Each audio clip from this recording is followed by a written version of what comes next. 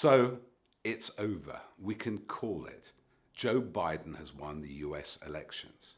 After 3 days of counting and many sleepless nights, it seems he's crept ahead in Pennsylvania, has crept ahead in Georgia, and has hit the number of votes to get the Electoral College.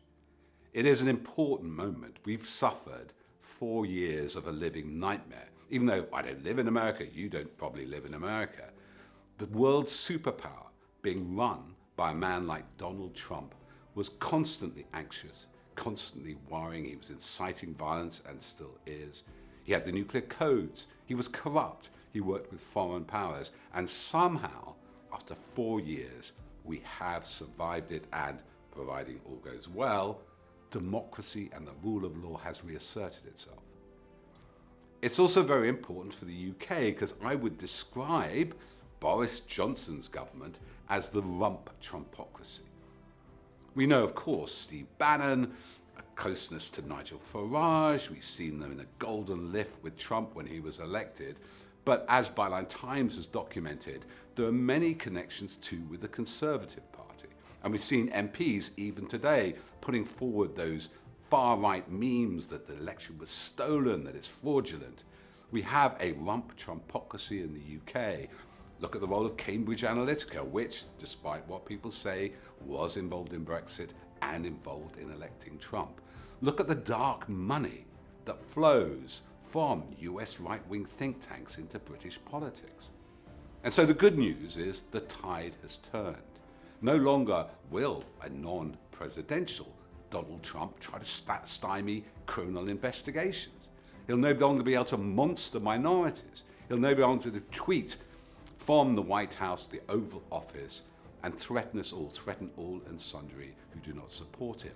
And his backers, that nexus of billionaires and Russian oligarchs who support him, will lose power.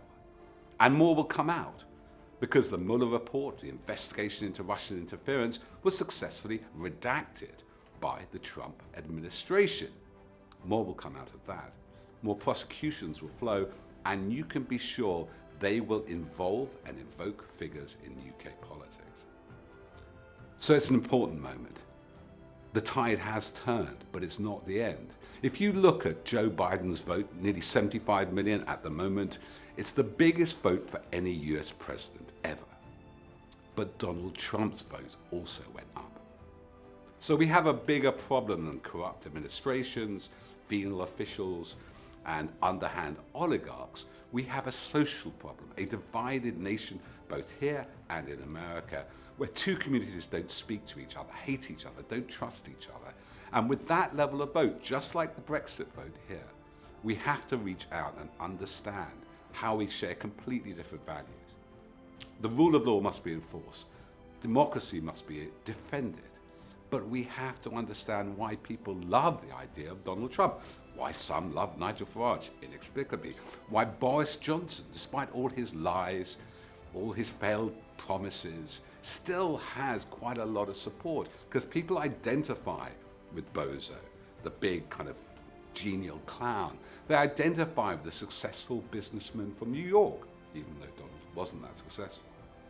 We have to understand why people are so alienated from modern democracy, from modern economies, that they choose these authoritarian populist leaders. We can't let them off the hook, the leaders, but we have to understand why people believed in them, and that's the next big task.